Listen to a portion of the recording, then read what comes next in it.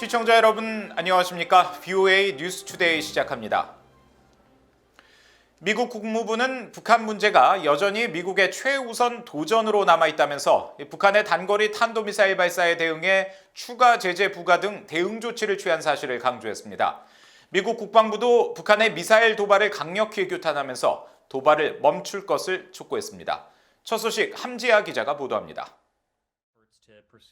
네드 프라이스 미국 국무부 대변인은 27일 정례 브리핑에서 북한의 잇따른 단거리 탄도미사일 발사와 관련한 질문에 북한 문제에 대한 해결 의지를 거듭 확인했습니다.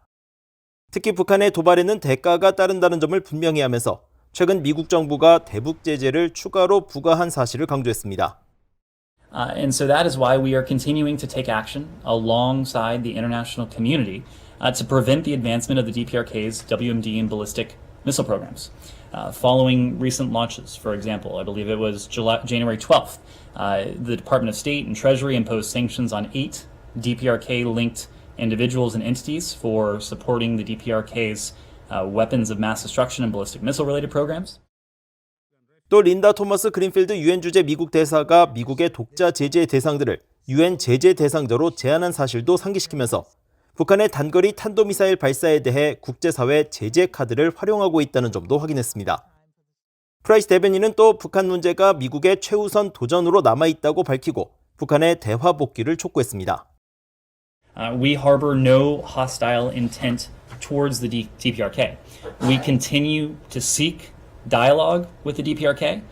We remain prepared to meet with the DPRK without preconditions. We've repeatedly reached out to Pyongyang. 존 커비 국방부 대변인도 북한의 미사일 시험 발사를 불안정한 행동으로 규정하면서 규탄했습니다. As a matter of fact, on nearly every single one of them, we issue a statement. And we make it clear that we're condemning these attacks. And we continue to call on the North Korean regime to stop these provocations. 커비 대변인은 그러면서 북한의 미사일 발사는 모든 국제사회가 동의해 채택한 유엔 안보리 결의에 대한 위반이며 로이드 오스틴 국방장관이 매우 분명히 한 것처럼 최우선 과제는 북한을 포함한 모든 도전으로부터 미국을 방어하는 것이라고 밝혔습니다. 이런 가운데 북한 관영 매체 조선중앙통신은 27일 실시한 미사일 발사에 대해 국방과학원의 시험 발사로 지대지 전술 유도탄이 목표섬을 정밀 타격했다고 보도했습니다. 또 지난 25일 장거리 순항미사일 발사에 대해서도 동해상에 설정된 비행 궤도를 따라 2시간 35분 17초를 비행해 1800km 개선의 목표섬을 명중했다고 주장했습니다. VOA 뉴스 함지아입니다. 북한의 잇따른 탄도미사일 발사에 대해 유엔은 큰 우려 사안이라며 대화 재개를 위한 외교 모색을 강조했습니다. 스테판 두자릭 유엔 대변인은 27일 정례 브리핑에서 북한의 전날 미사일 발사와 관련한 질문을 받고 이번 발사는 대화 재개를 위한 외교적 절차와 우리가 원하는 최종 결과, 즉 완전하고 검증 가능한 한반도 비핵화를 이끌 수 있는 방법을 찾아야 한다는 것을 다시 상기시킨다면서 유엔은 계속 여러 기회를 모색하고 있다고 밝혔습니다. 유럽연합은 이날 성명을 내고 북한의 반복적인 미사일 발사는 영내와 국제평화, 안보의 위협이며 대화를 재개하고 북한 주민을 돕기 위한 행동에 나서려는 국제적 노력에 배치되는 것이라고 비판했습니다. 또 북한의 대량 살상 무기와 탄도미사일, 핵 프로그램을 완전하고 검증 가능하며 되돌릴 수 없는 방식으로 폐기하는 목표에 유럽연합은 전념하고 있으며 새롭고 의미 있는 외교 절차를 지원할 준비가 돼 있다고 밝혔습니다. 2019년 10월 미국 실무협상 장소를 제공했던 스웨덴도 이날 VOA에 스웨덴은 북한의 국제적 약속 이행과 유엔 안보리 결의에 따라 핵무기와 미사일 프로그램을 완전하고 검증 가능하며 되돌릴 수 없는 방식으로 폐기할 것을 촉구한다고 밝혔습니다. 미국 의회 여당인 민주당이 경제안보 등 모든 영역에 걸친 중국 견제에 초점을 맞춘 패키지 법안을 발의했습니다. 한국을 비롯한 인도태평양 영내 동맹국 간 양자 다자 협력을 심화하고 동남아시아 국가들에게는 유엔 대북제재 결의 준수를 촉구하는 내용이 포함됐습니다. 이조은 기자가 전해드립니다. 미국 민주당의 낸시 펠로시 하원 의장을 비롯한 하원 민주당 지도부 주도로 중국을 겨냥해 최근 발의된 경쟁 법안입니다.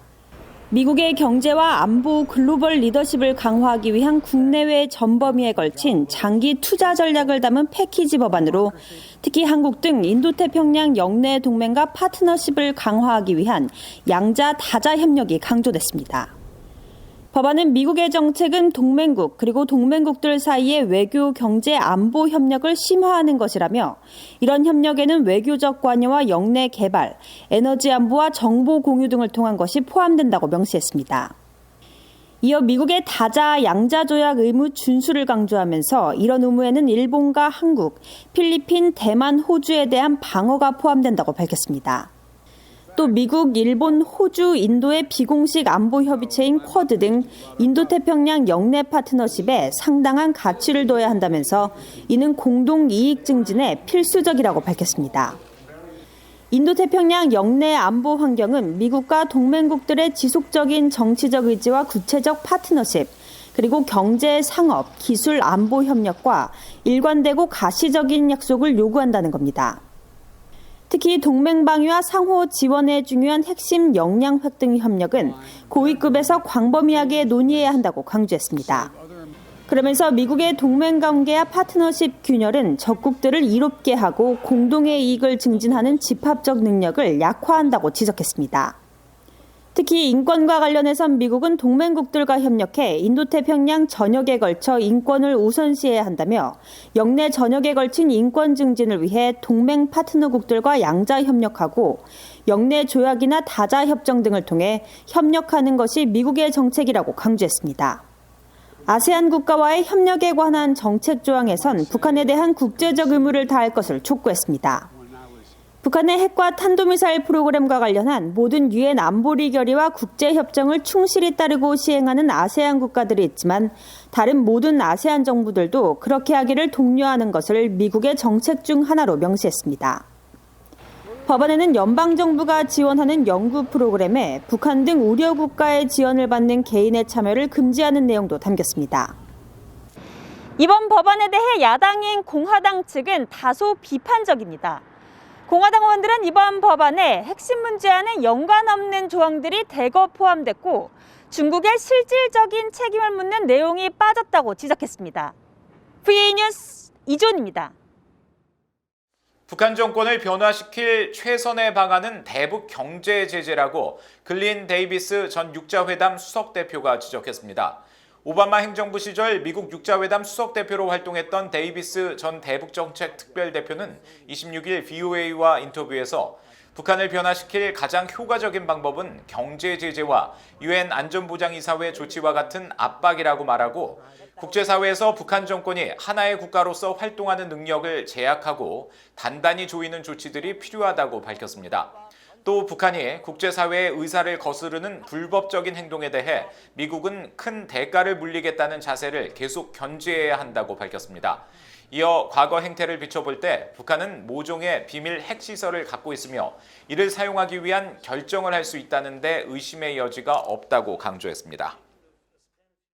한국의 대통령 선거가 40여일 앞으로 다가온 가운데 세계 최대 인권단체 가운데 하나인 휴먼 라이츠 워치가 주요 후보들에게 인권 관련 공개 질의서를 보냈습니다. 세계 100여 개 나라의 인권 상황을 감시하고 옹호하는 휴먼 라이츠 워치는 27일 발표한 성명에서 한국의 4대 정당 대선 후보에게 15개 질문이 담긴 인권 질의서를 지난 25일 보냈다면서 이 질의서에는 북한인권재단 설립과 북한인권국제협력대사 지명을 위한 구체적 단계와 일정 제시 등 한국 국회가 2016년 채택한 북한인권법 시행 의지 등이 포함됐다고 밝혔습니다. 또 유엔 인권이사회와 유엔 총회를 포함해 국제적으로 북한의 인권 상황을 개선하기 위해 한국이 어떤 역할을 해야 하는지 후보 자신의 대북 인권 정책 설명을 요청했으며 오는 3월 9일 대선에 맞춰 다음 달 24일 후보들의 답변을 공개할 것이라고 설명했습니다. 이 단체는 앞서 지난 13일 발표한 연례 세계 인권 보고서에서 한국의 문재인 정부가 유엔 북한인권 결의안 공동제안국 참여를 거부했고 북한인권재단 설립과 북한인권국제협력대사 임명 등 북한인권법을 제대로 시행하지 않았다고 비판한 바 있습니다. 이상으로 VOA 뉴스투데이 마칩니다. 시청해주신 여러분 고맙습니다.